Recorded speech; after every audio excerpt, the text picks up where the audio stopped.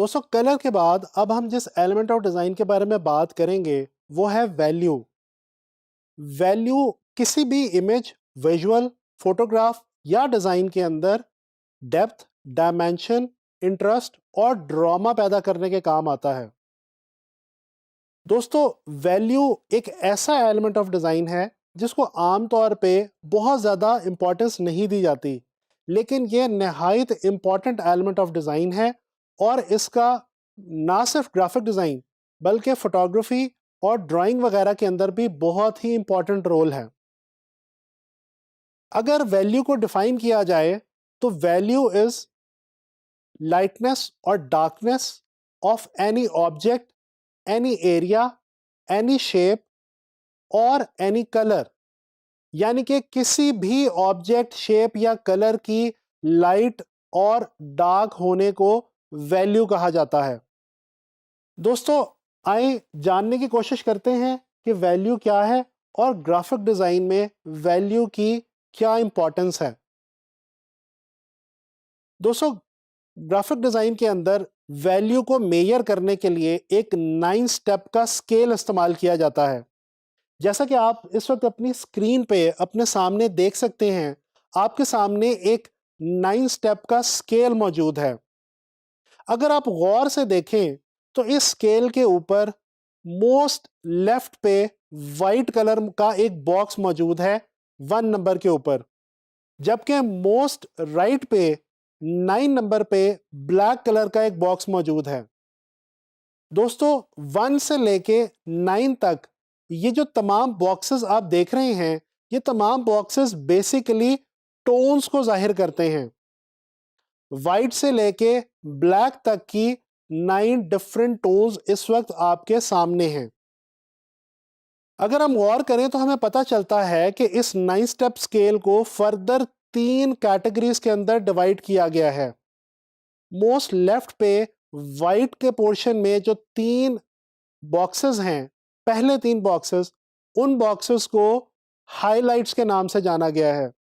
Most right के ऊपर जो 3 ब्लैक के साथ बॉक्सेस हैं, उन बॉक्सेस को शैडोज के नाम से जाना गया है। और सेंटर में यानी कि मिडल में जो 3 बॉक्सेस हैं, उनको मिड टोन्स का नाम दिया गया है। दोस्तों बेसिकली ये 9 स्टेप स्केल जो है, ये हमें 1 से लेके 9 तक डिफरेंट टोन्स को मेजर करने में आसानी पैदा करता है। हम बड़ी आसानी से इस स्केल की मदद से ये देख सकते हैं कि अगर हम वाइट के अंदर ब्लैक को ऐड करना शुरू करें तो एक टाइम पे वाइट ब्लैक में कन्वर्ट हो जाता है, और बिल्कुल इसी तरह से अगर हम ब्लैक के अंदर वाइट को ऐड करना शुरू करें तो ब्लैक एक टाइम पे आके वाइट के अंदर कन्वर्ट हो जाता है। वाइट और ब्लैक के बीच में जो सेंटर वाला एरिया है वो जो है मिड टोन्स कहलाता है। दोस्तों यही 3 कैटेगरीज टोन्स की, शैडोज, मिड टोन्स और हाइलाइट्स, किसी भी विजुअल में, किसी भी इमेज में इंटरेस्ट और ड्रामा पैदा करते हैं। अगर हम इस स्केल के अंदर से सेंटर वाली जो कैटेगरी है यानी कि मिड टोन्स, इसको हटा दें, ख़त्म कर दें और हाइलाइट्स को शैडोज के साथ मिला दिया जाए तो दोस्तों जो चीज़ पैदा होती है उसको कंट्रास्ट कहा जाता है। कंट्रास्ट बजाते खुद एक प्रिंसिपल ऑफ डिज़ाइन की हैसियत रखता है। दोस्तों कंट्रास्ट ही वो चीज़ है जो किसी भी इमेज या विजुअल के अंदर इंटरेस्टिंग एलिमेंट ऐड करता है। अच्छा, अगर इसी तरह से वैल्यू को कलर के हवाले से डिस्कस किया जाए तो दोस्तों जैसा कि हमने वैल्यू की डेफिनेशन में जाना कि किसी भी कलर की भी अपनी एक वैल्यू होती है। तमाम कलर्स अपनी वैल्यू यानी कि अपनी टोन्स रखते हैं। अगर हम वापस आए 9 स्टेप स्केल के ऊपर और हम इसी स्केल को कलर की मदद से जानने की कोशिश करें, मिसाल के तौर पे हम मिड टोन्स के अंदर किसी एक प्योर कलर को रख देते हैं, फॉर एग्जांपल येलो। अगर हम वाइट की तरफ येलो के अंदर वाइट कलर ऐड करना शुरू करें तो एक टाइम पे एक बॉक्स के ऊपर जाके येलो वाइट के अंदर कन्वर्ट हो जाएगा। इसके बरक्स अगर हम दूसरे एंड पे येलो के अंदर ब्लैक कलर ऐड करना शुरू करें तो एक बॉक्स के ऊपर जाके एक मुकाम पे येलो जो है वो ब्लैक के अंदर कन्वर्ट हो जाएगा, और इसी तरह से हमारे पास येलो के शेड्स, येलो की मिड टोन्स और येलो की हाइलाइट्स आ जाएंगी। लिहाजा हमें यह पता चला कि वैल्यू का कलर से और कंट्रास्ट से बहुत ही गहरा ताल्लुक है। अगर ये कहा जाए तो गलत ना होगा कि वैल्यू कलर पे और कंट्रास्ट पे किसी हद तक डिपेंडेंट भी होती है। लेकिन दोस्तों यहां पे एक चीज जाननी बहुत ही जरूरी है, और वो ये कि वैल्यू का कलर से और कंट्रास्ट से गहरा ताल्लुक तो है, लेकिन बजाते खुद वैल्यू ना तो कंट्रास्ट है और ना ही कलर है। वैल्यू इटसेल्फ सिर्फ टोन्स का नाम है। डिफरेंट टोन्स को ही वैल्यू कहा जाता है। वैल्यू का ताल्लुक लाइटनेस और डार्कनेस से है, ना कि रेड, येलो या ब्लू से। दोस्तों अगर हम बात करें डिफरेंट फील्ड्स के अंदर वैल्यू की इंपॉर्टेंस की, तो हमें यह जान के हैरत होती है कि वैल्यू ना सिर्फ ग्राफिक डिजाइन में बल्कि फोटोग्राफी के अंदर भी बहुत ज्यादा इंपॉर्टेंट रोल प्ले करती है। जैसा कि अभी हमने कंट्रास्ट का जिक्र किया, दोस्तों कंट्रास्ट को बेसिकली वैल्यू की मदद से ही मॉनिटर किया जाता है और इसके अंदर रद्दोबदल किया जा सकता है।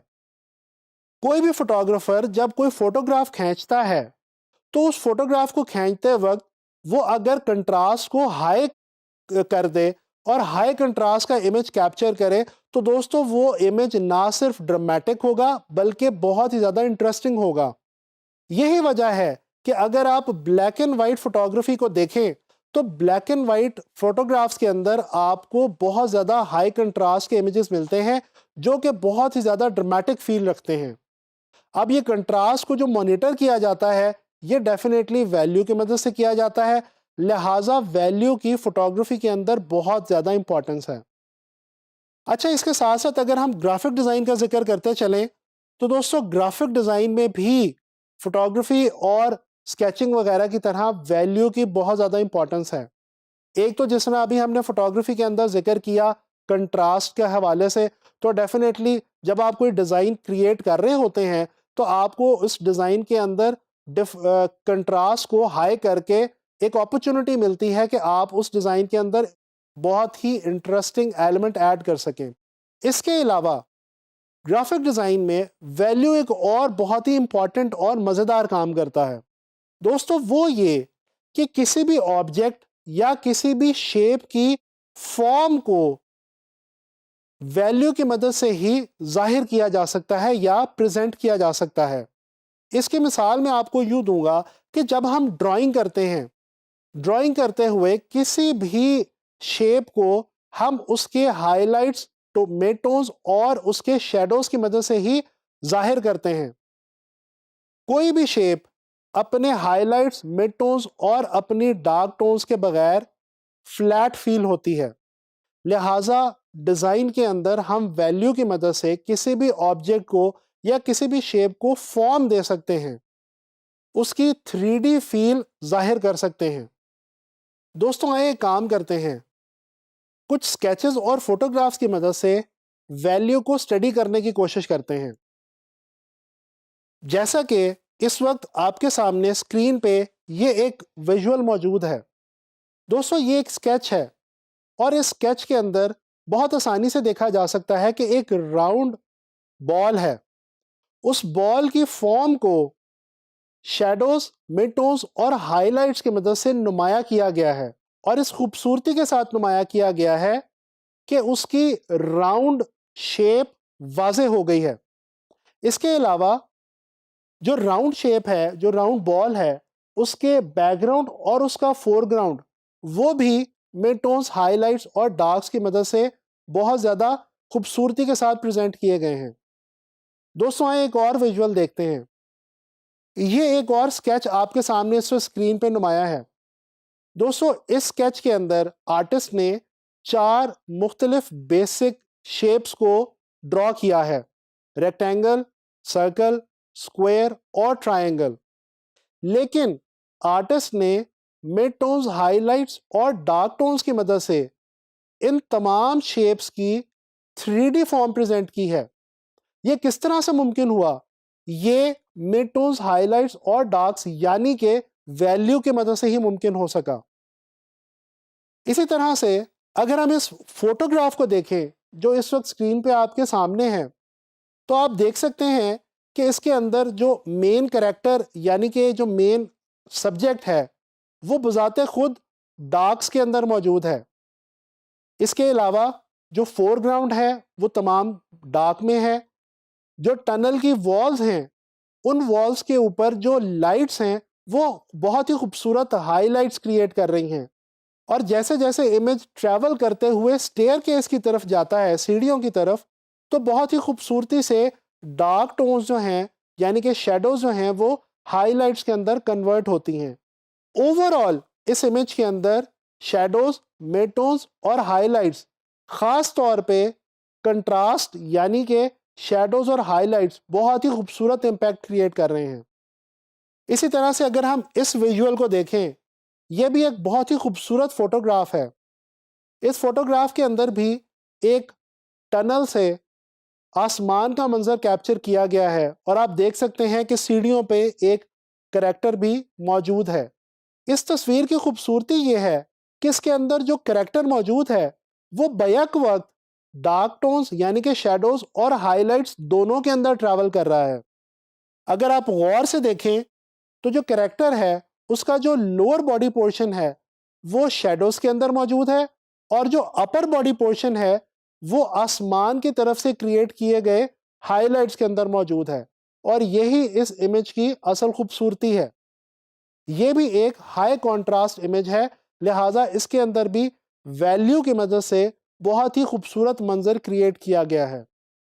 आए नज़र डालते हैं अपनी इस आखिरी फोटोग्राफ के ऊपर। इस फोटोग्राफ के अंदर आप एक खातून को एम्ब्रेला लेके चलते हुए देख सकते हैं। साइड पे कुछ पिलर्स हैं। बैकग्राउंड जो है वो बिल्कुल डार्क है। खातून के का ड्रेस और उसकी जो एम्ब्रेला है वो हाइलाइट्स को शो कर रही है। इसके अलावा पिलर्स के अंदर से लाइट छन के आ रही है जो कि डार्क टोन्स के अंदर यानी कि शेडोज के अंदर बहुत ही खूबसूरत हाइलाइट्स पैदा कर रही है। ओवरऑल ये इमेज भी एक हाई कॉन्ट्रास्ट इमेज है और इसके अंदर भी वैल्यू एक बहुत ही मज़ेदार रोल प्ले कर रही है। दोस्तों, इस तरह से आप लोगों ने डिफरेंट फोटोग्राफ्स, विजुअल्स और स्केचेस की मदद से ये चीज़ देखी कि वैल्यू किसी भी विजुअल के अंदर कितना खूबसूरत इम्पैक्ट क्रिएट कर सकती है। दोस्तों, ग्राफिक डिज़ाइन के अंदर जब हम कोई भी डिज़ाइन क्रिएट करें तो हमें वैल्यू को इग्नोर नहीं करना चाहिए और हमें अपने डिज़ाइंस के अंदर कंट्रास्ट और वैल्यू को बहुत ज़्यादा एहतियात से और बहुत अच्छे तरीके से इस्तेमाल करना चाहिए। इस तरह से हम ना सिर्फ अपने विजुअल्स के अंदर डेप्थ क्रिएट कर सकते हैं, डायमेंशन जाहिर कर सकते हैं, बल्कि किसी भी ऑब्जेक्ट की शेप और फॉर्म को भी क्लियर किया जा सकता है, वाज़े किया जा सकता है।